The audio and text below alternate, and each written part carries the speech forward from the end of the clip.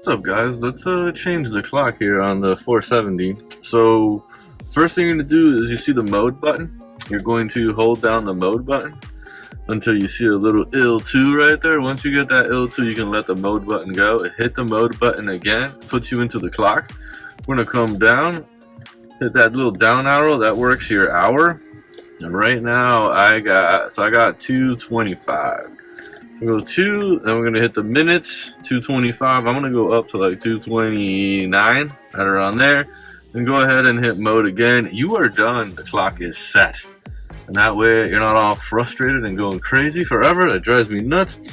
Something else to consider, once you hit the mode button, you're in that L2. If you hit the reset, it'll take you to the next large hour. So whatever the next hour is that you're closest to, that's where it's gonna take you to. So thanks for watching. You guys be good. Stay safe out there.